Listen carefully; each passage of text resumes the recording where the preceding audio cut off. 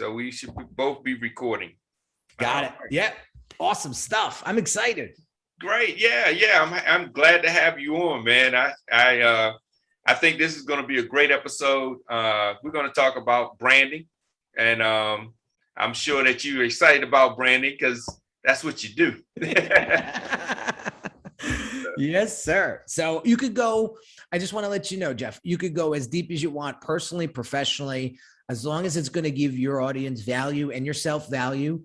I'm a pretty much an open book when it comes to this stuff, because I truly believe that when you share those vulnerabilities and those horror stories, that's when people actually really learn. Yeah. And I think that is really important. I could sit here for an hour and talk about how great I am and how much success I've achieved, but I don't know if they're really going to learn much about that. You know, everybody loves to hear how you got knocked down and how you got back up. So I'm happy to go as deep as you want.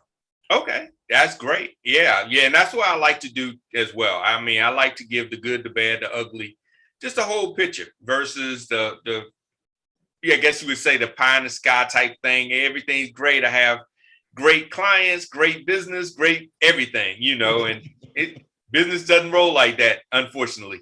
It doesn't. It doesn't.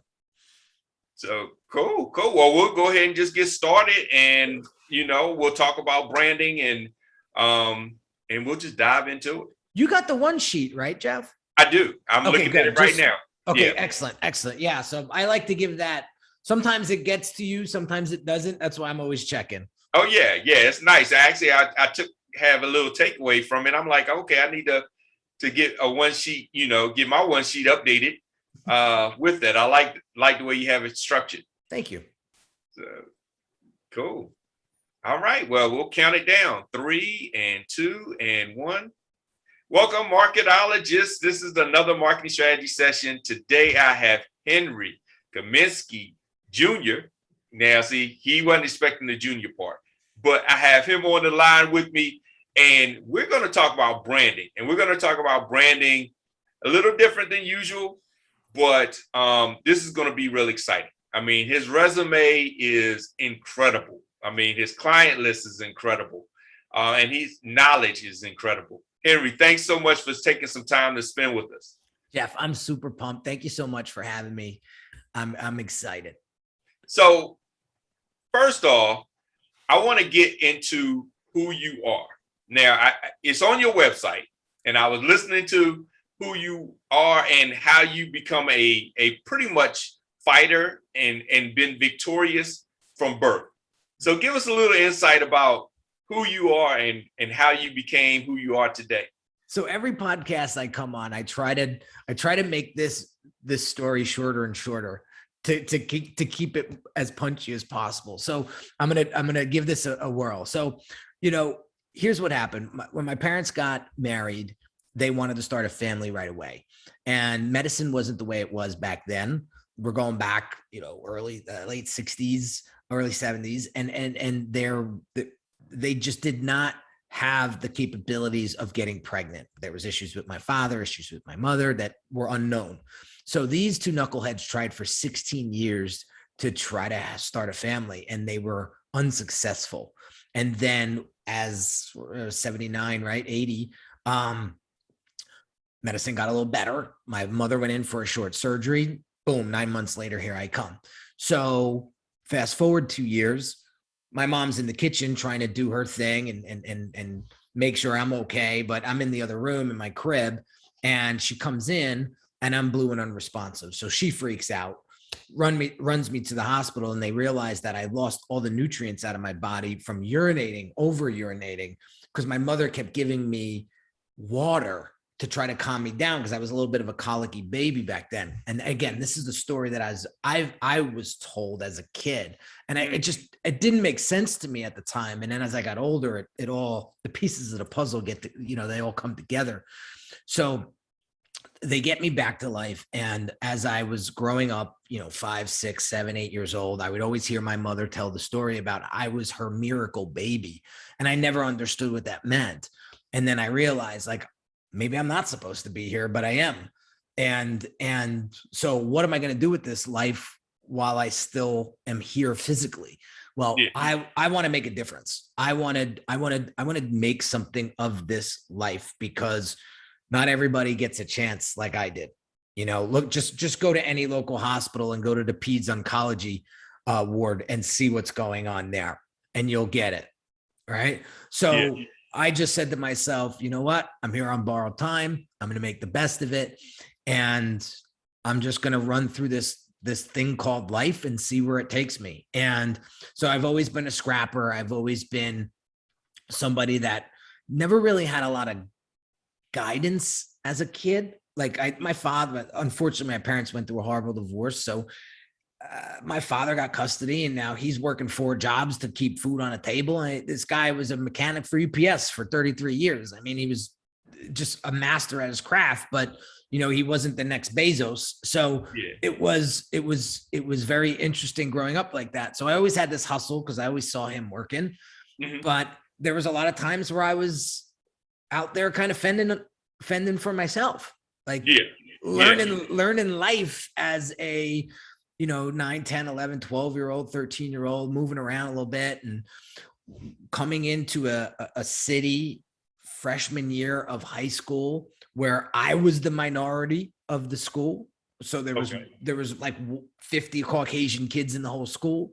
And it was very diverse as far as culture. So I thank God for that every single day, because the school that I went to prior wasn't very diverse. And so it was very interesting to learn different cultures and to see how different people act and to actually feel what it was like to not be the majority.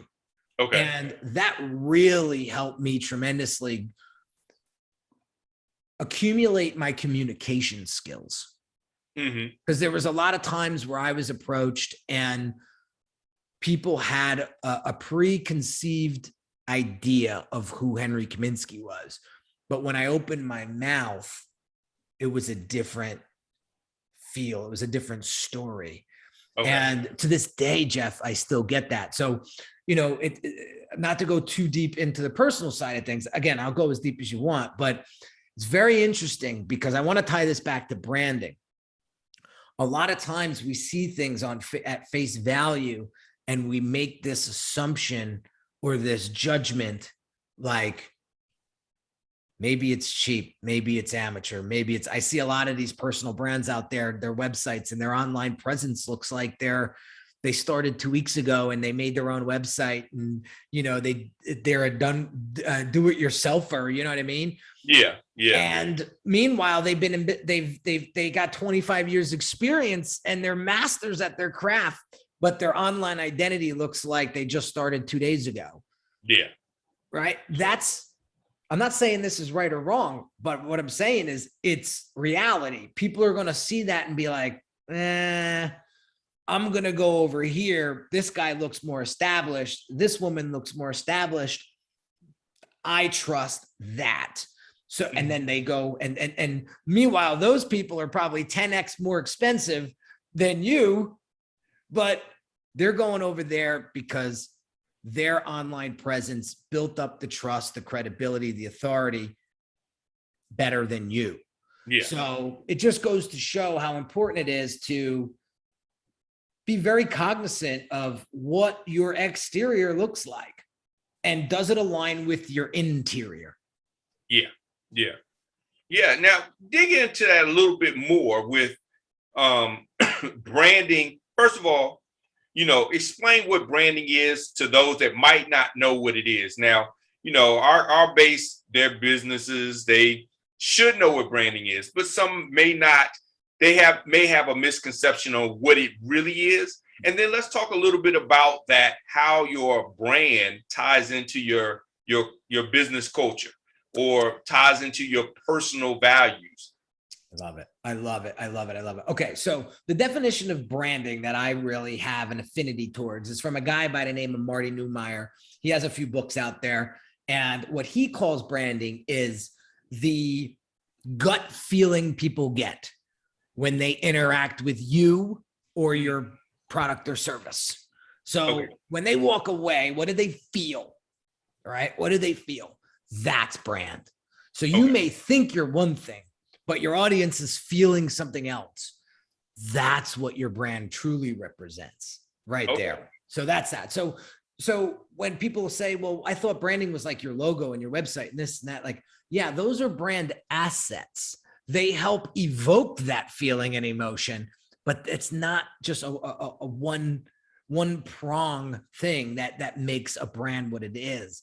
You know, a logo is going to make you or may not make you more memorable, right? Okay. So that's what branding is at its core. It's that gut feeling that people get about you. So how does your online presence or your brand identity, because that's when we get into like design and stuff, how does that truly represent the value that you deliver? So Jeff, I've always been a guy, I grew up very humble. We were never poor, but we never had the nice cars, the nice clothes. My father used to take me to Canal Street in Manhattan, Chinatown, to get my school clothes. So I never had that kind of upbringing. Yeah. So I always was intrigued by the stuff. Okay. And I said to myself, when I get to a point where I could afford that stuff, I'm getting it. And I got to tell you, when I first started my business, it was extremely successful. And I indulged, let's say, and maybe a little bit more than I should. And what I realized that was people actually saw right through me. Okay. They were like, Henry, you don't need that stuff. We love you for who you are. Like, you don't have to show us through your stuff that you're a tough guy, a hard work, not a tough guy in the physical sense, but like a guy that is a scrappy guy that will not take no for an answer and get, achieve what he truly wants. We don't need to see the cars and stuff like that. And so what happened was a lot of my family, a lot of my friends, they started to get extremely resentful towards me because I was kind of throwing it in their face. Oh, okay. And I had this attitude about me, like, you can't tell me anything. And that caught up to me real fast. Wow. It caught up to me real fast. And then I realized that I was not being true to myself. And I was just I was doing a podcast recording just before this one. I had a guest on, and that topic came up. And because I grew up with a low self-confidence. Okay. I had a very low self-esteem growing up. And I would use the stuff to kind of boost me up, right? Yeah. But what it was really doing was it was actually pressing me down. And it wasn't a real true identity of who I was. So I had to remix that. I really had to remix that and face my skeletons that were in my closet. Okay. So what are you doing this for? What are you doing this for? It's so interesting that a lot of us do that. A lot of, I always used to ask this question: why do people that are rich, let's say, or wealthy, or spend so much effort trying to impress people that are poor and have not? For instance, you have a superstar athlete. Let's just use that. We all know they're an athlete. They're making millions of dollars. They're a celebrity. Everybody knows their name. And they have an entourage of people that nobody knows who they are, that comes from the hood, that has two nickels to rub together.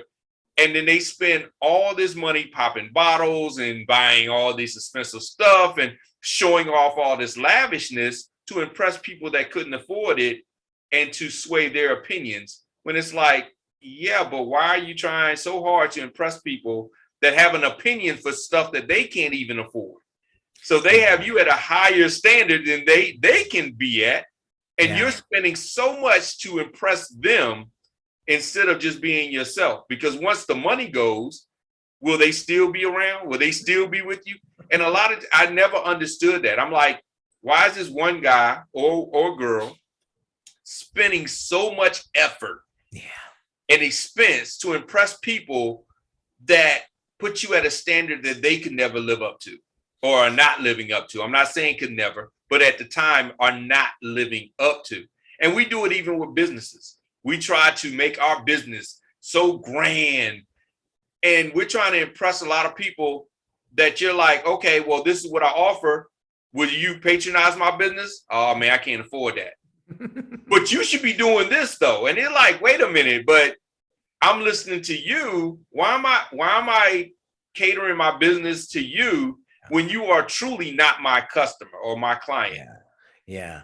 That's a great point, Jeff. And let's get into that, because I think it's very, very important. If you want to build a successful personality brand online, say you're a coach, a consultant, a speaker, an author, subject matter expert in whatever, right?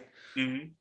One of the things that I would say is really defining who your client is probably the most important part of the branding process.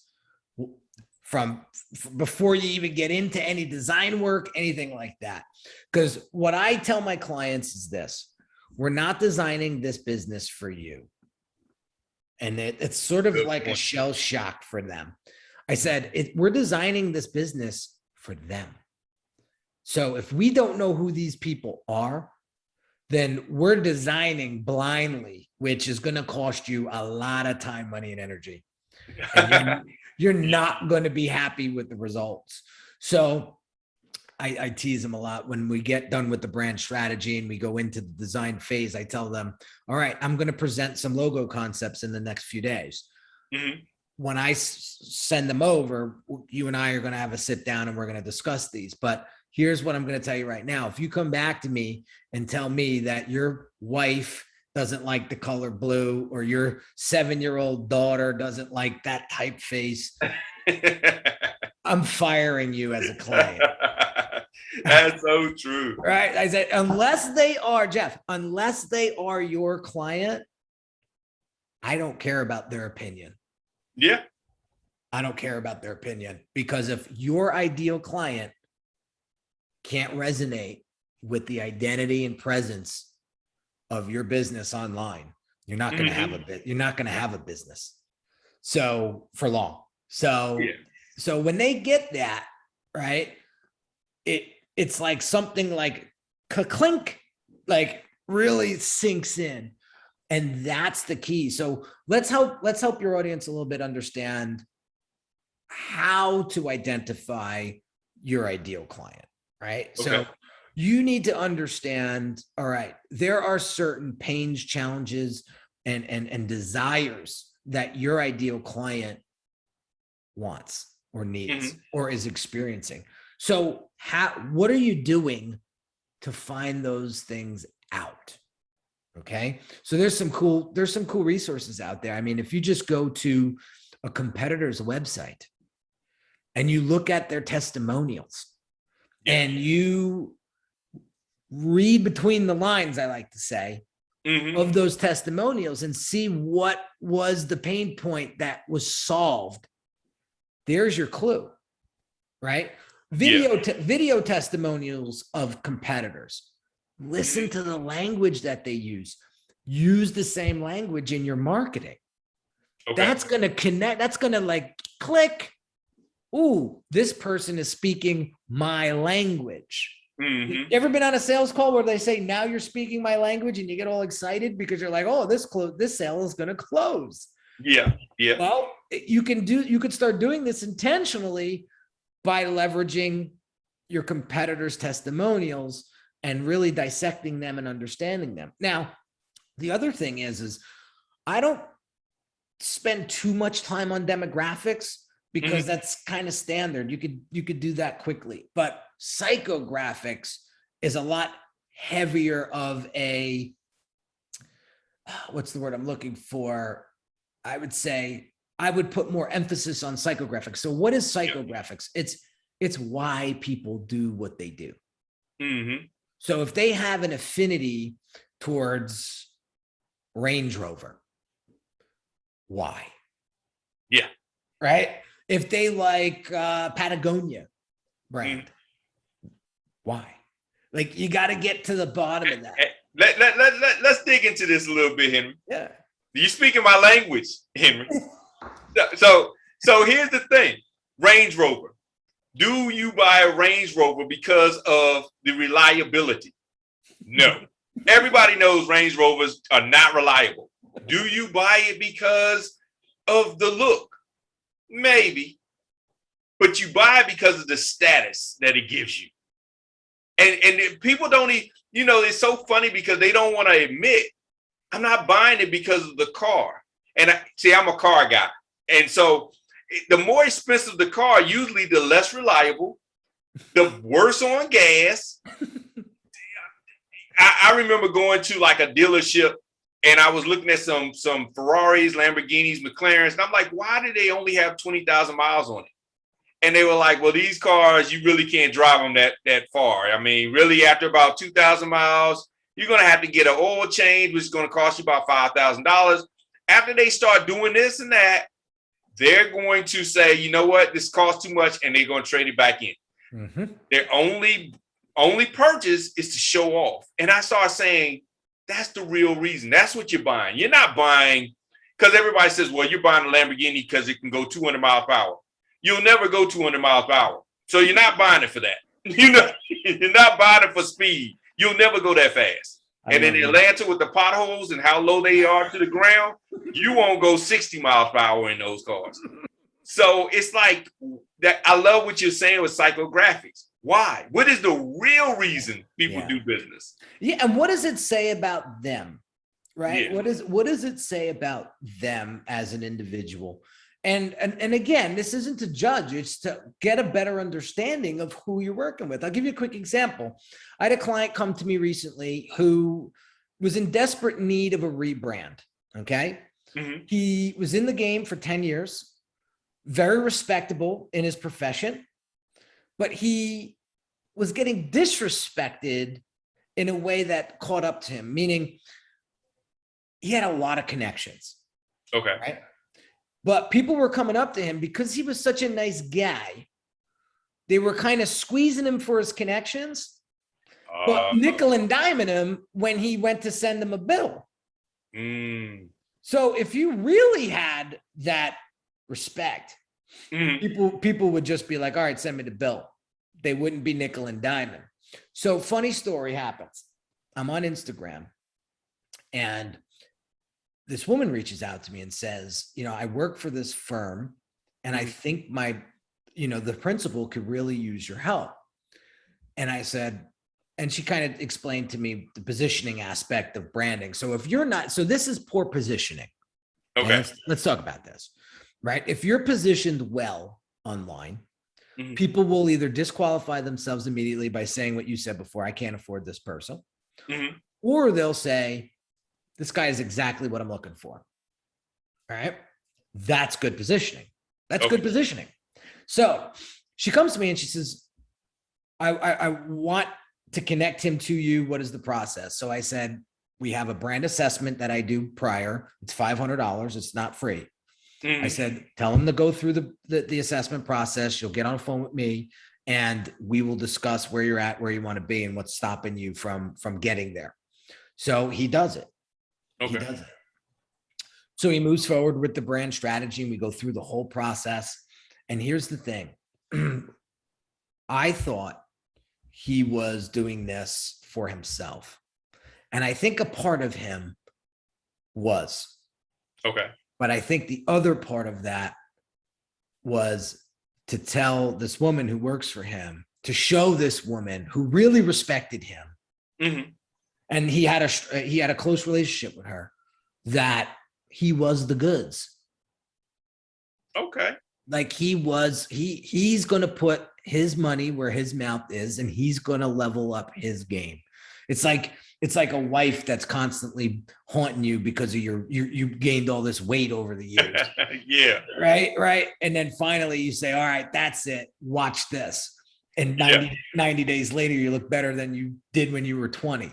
Right. Like, I feel like that was one of the big reasons why he moved forward with a $25,000 engagement, because he said, you know what? She's right. I am who I am but I'm not living up to it. Okay. Right. And I think that was one of the driving forces of why he invested in himself at that level. So what does that say about him? It says that he's got the cylinders, right? He's a 12-cylinder engine, but he was only working on 6. Yeah. So that made me realize, all right, that needs to be my marketing message moving forward. You know that you're a Ferrari, but you're acting and presenting yourself like a Toyota Corolla. Yeah. Yeah. Why? Right? And so I'm a huge hip hop guy. I grew up with hip hop my whole life. And one of my favorite rappers of all time is Nas. I grew up with him. I mean, he's 10 years older than me. So like, I remember being 13 years old, listening to his music on the New Jersey Transit bus at 13 years old, listening to his messaging. And he came out with a new album recently. And one of the lines in his songs, he says something along the lines of, what happens to a king when they don't realize they're a king? Yeah. Yeah. And that just resonated with me because my whole life I grew up like that. Yeah. I didn't think I was a king. So therefore I acted one way where people would come up to me outside. And this is when the universe gives you signs, right? People would come up to you and people come over to me and say, why do you tolerate that? Yeah. Give you a quick example. We were at a conference a couple of years ago. This guy comes up to me and says, oh, I've been watching you online for a while now. And I love your stuff. Thank you. I appreciate you putting in that effort. He's like, I got to tell you something. He said, when I first saw you, with your bald head and your tattoos and your New Jersey accent, I thought you were like a big prick. and he said, but you're not. And it was surprising to see that side of and so I'm standing next to this other guy who's pretty well known. And so I respond to like, yeah, I get that a lot. Don't worry about it. Right. This guy sitting next to me says, don't you ever apologize for that again. Now, you could have heard a pin drop, Jeff. And we were in like a crowded bar. Yeah. You could have heard a pin drop. And the guy started to get like backpedal. The guy was like, oh, no, I didn't mean any disrespect. The guy next to me said, Henry, that's his problem. That's not your problem. Yeah. And I was like, holy crow. That was just, I'll never forget that for the rest of my life. And you just have to. So anyway, but it's amazing how much we look for validation and acceptance outside of ourselves. And the perception that others have isn't the same perception that we have of ourselves. I know a lot of times people will assume a certain thing and you'll try to fit into the box that they assume that you're in. And it's like, no, wait a minute. Be true to yourself. But unfortunately, a lot of us haven't understood who we are yet because we've always been looking for validation and acceptance. So we haven't taken any self-assessments to say, this is who I am. And it's funny because a lot of times people will see you in a light and you're like, how do you see that? I don't understand. Like for myself, sometimes people will paint me in a picture and it'll be people I don't even know. I've never met them before. Mm-hmm. And I'll walk into a place and they'll act a certain way. And I'm like, wow, do I look like somebody? And it's like, you are somebody, they're treating you in a status that you don't even see yourself. It's sort of like that meme that everybody shows. They show a kitty cat looking at a lion. The lion's the shadow. It's like the reverse of that. We're the lion, but we see the kitty cat and we're like, yeah, we're this, we're that. But it's always because we never really took a self-assessment and said, yeah, I am a king, but I'm up here playing like a peasant Yeah. because I've always looked for validation from other people. Yeah. And whatever they tell me is what I'm going to accept. So there's another line in one of Nas's songs in his new album, and it's I'm gonna botch this up, so bear with me. It's something along the lines of what other people think of you means nothing. What you think of yourself means everything. So true. Right. And that's something that you gotta own. And to put this, like, to kind of to wrap this up in a beautiful bow and to bring this all back to branding, when you achieve the ultimate success with your branding, it's when you feel comfortable in your own skin and you are the truth. You are the truth. And that's something that people are actually afraid of. Yeah. They're afraid of it. And so I've seen the most success in business when I let it all out the way it's supposed to come out. I don't edit. Like, if you listen to any of my podcasts, I don't edit. I haven't edited an episode in 445 episodes. Wow. Yeah. What's out there is out there, because here's my why. I didn't have the upbringing that my 4-year-old son is getting. So I had to learn shit the hard way. Excuse my language. Oh, we're all grown here. Right? So when I'm putting out content on social media, that content is going to live long after I'm gone. Yeah. Okay. My son's going to get to an age where he's going to Google daddy's name and be like, what the hell does he do again? And he's going to watch this episode. He's going to listen to this podcast. He's going to see me on YouTube. Yeah. And what I'm doing in every piece of content is I'm giving him those cookie crumbs to follow. Yeah. So that he if he ever decides to open up a business, he knows how to do it. Yeah. Yeah. He knows the struggles that I went through. So now he doesn't have to go through them. Yeah. And he grows up a stronger man than me. That's what I'm doing this for. And I'm doing it through helping other people see themselves the way they should see themselves. And so that's why people ask me all the time like that. That's why you do what you do. And I go, absolutely. Because again, the saddest thing in life is wasted talent. And that is something that I learned from one of my favorite movies in the world, A Bronx Tale. And it was basically that was the premise of the whole movie. The saddest thing in life is wasted talent.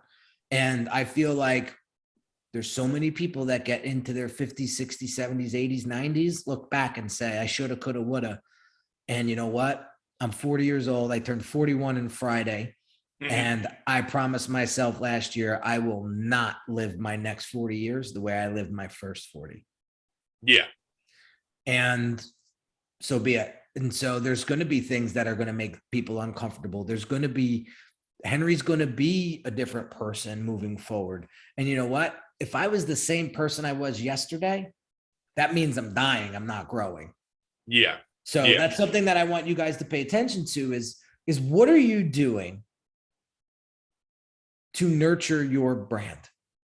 Are you giving it the proper nutrients it needs?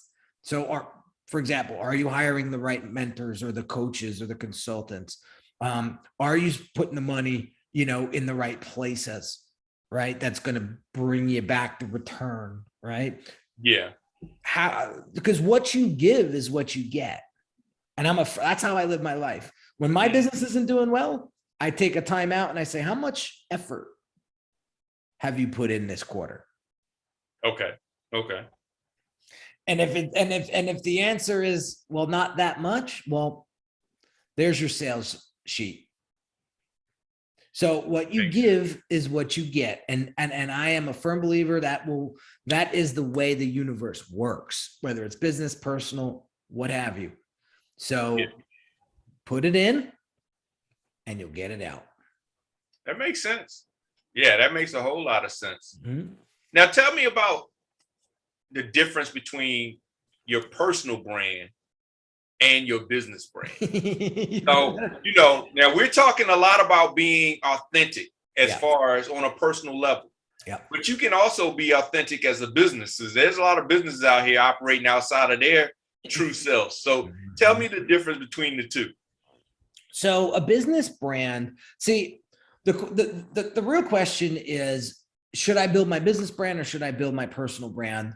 And I tell them you have to build both. Okay. But keep in mind that your business brand will be an offshoot of your personal brand. So for example, you see my site and you see the colors and you see how premium it looks and you see I put a lot of effort into that, right? Mhm. Like I put a lot of effort into what I do. Like my house looks like a museum besides this sanitizer bottle behind me that I forgot to move out of the way. But like and that Product placement. right. But and again, I hear my wife upstairs cringing. She keeps the house really clean. I maintain it, but it just goes to show I'm a very neat person. I'm a very minimalistic person. I don't need a lot of stuff. I like space. I like things to breathe. So when you look at my brand personality, you'll see less is more. You'll see whatever shouldn't be there will not be there. And so that just goes to show how my personal brand correlates to my business brand. So your business brand is going to be an offshoot of your personal brand. Now, I think just people make a big deal out of a personal brand, and I don't think you necessarily have to. I think if you really want to put effort into a personal brand, just be your damn self. But that's hard, Henry. Everybody. It's hard to be yourself in a world of sensationalization. Or is that a word? Sensationalization. It is. It is. Yeah. I mean, it's hard to be yourself because everybody's putting on these faces to be everything else. Yeah. I wish. I mean, to your point before, why are you doing all of these things to attract or to impress people that don't really give a damn to begin with? One, Yeah. and two, it's just, who are you impressing? Impress yourself. Yeah. Right? Yeah. Like impress yourself. I'll give you a funny story. Like, and some people will take this the wrong way, but I laugh. I was posted a picture of me and my son the other day. We just got back from West Palm. Me and my wife were married 10 years. So we took a little trip down to West Palm. So I take a picture with my son and I put it on Facebook and I say, my favorite guy on the planet. And he's a good friend of mine, but he's a troll at the same time. He writes, which one? Right? So I laugh because I thought to myself, and I know him, and I know what he's gone through in his life, and I understand why he wrote that. Not to throw him under the bus, but I said to myself, if I don't love myself, if I am not my favorite guy, then how could I be his? That's true. Meaning my son. Yeah. And so if I can't love myself, how could I love anybody else? And that's a great point because I was talking to somebody the other day about relationships. We were talking about marriage and so forth. And, the problem is we look for everybody else for love and we can't give love because we don't love ourselves. And so we're disappointed because we're like, this isn't a good relationship. But here's the thing, the funny thing about the pandemic, when people had to stay at home and look in the mirror all day, it changed a whole lot of people's perspective about everything, because now you're like, well, this is who I really am. Because, you know, before we could always go out and we could always have all these distractions, you know. Yeah. When Yeah. you have to sit and look at yourself all day, then it's like, yeah, this is me. You know?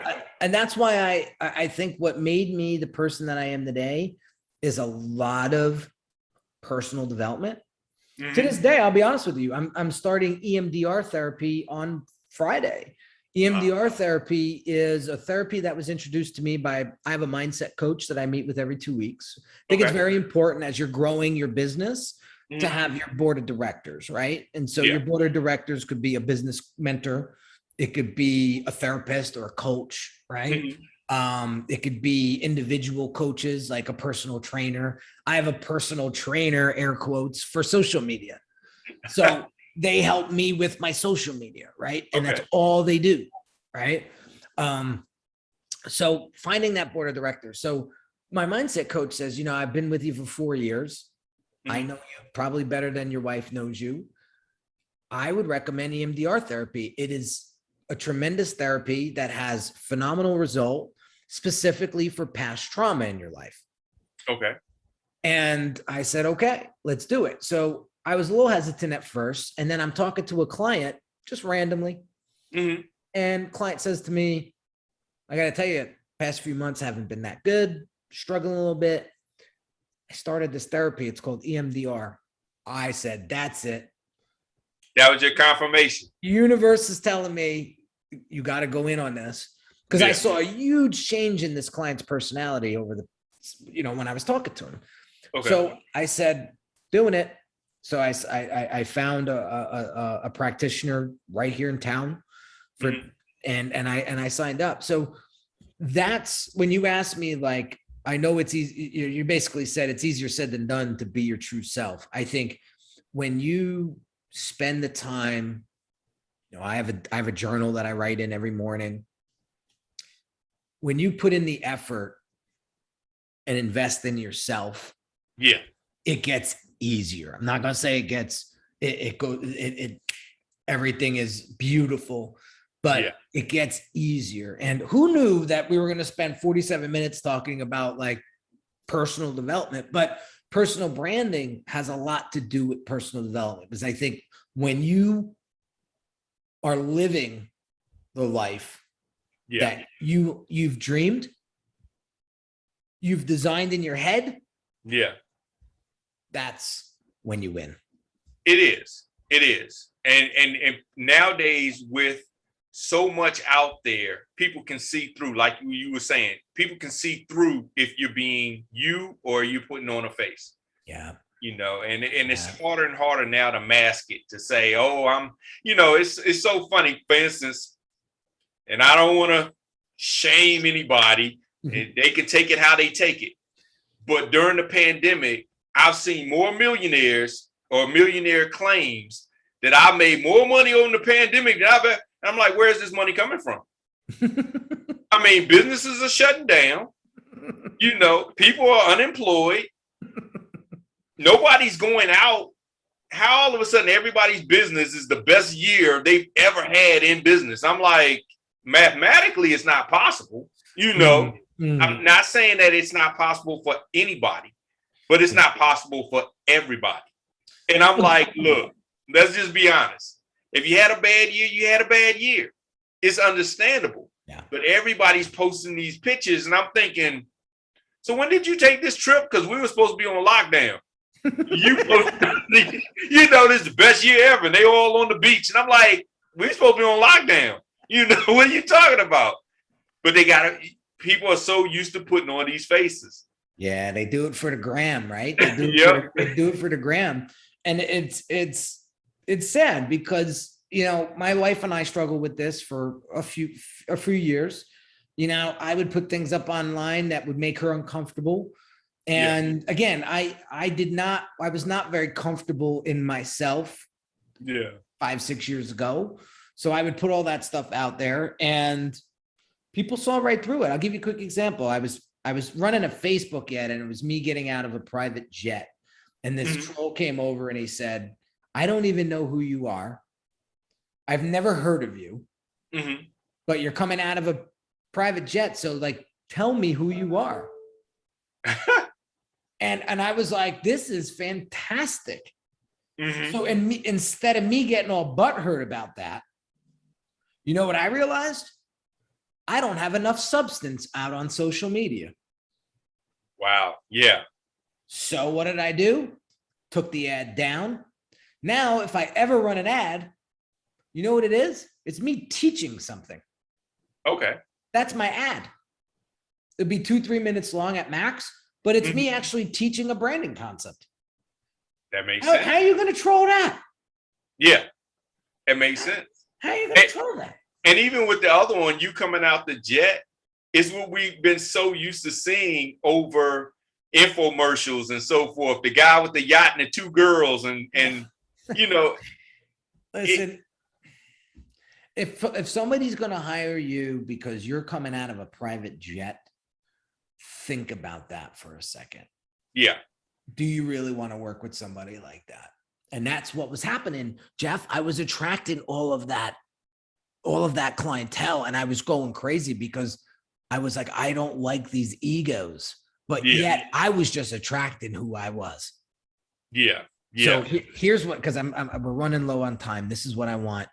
If you've been listening thus far and this long, this is the biggest takeaway out of this conversation I want you to get. Remember this: the quality of your brand will determine the quality of your clients, and the quality of your clients will determine the quality of your life. So if you want great clients, be the client you wish to attract. So if you don't want nickel and dimers coming your way, then don't nickel and dime people, because what you give is what you get. Great point. And we'll end on that note. I mean, that is a great, great, great point. Great advice. So, Henry, thank you so much. We're going to get on your private jet and we're going to fly out to someplace, someplace soon. And thanks so much for the advice. If anybody is listening and you want to reach out, his is actually Unique Designs, and he spells it uniquely. So understand it's unique. It's UNQ. What is it? How you spell? Yeah, it's Unique Designs with a Z at the end, not an S. Exactly. Yeah, I got that Virginia education. Us Virginians. It's like, how you spell that again? Because we'll put some slang on it real quick. But yeah, reach out to him, and he has he has a free masterclass. You can sign up for the free masterclass and get more of this insight from him. And like I said, when you go to his site, you're going to see, I didn't want to pump him up, but you'll see who he's worked with. You'll see some of the things he's done, and, you'll get a lot of value out of it. So thanks, Henry, for spending some time with me. I really do appreciate it. And I appreciate the insight. And this was almost a therapy session more than a marketing strategy session. Jeff, what a pleasure meeting you. Thank you so much for having me. And I would love to have you on my show as well. And so we can keep the conversation going. I'd love to have you. Definitely. And thanks again for having me. It was a pleasure. Yeah, definitely. Just let me know. I'd love to be on the show. Will do. Cool. So, all right, let me stop the recording.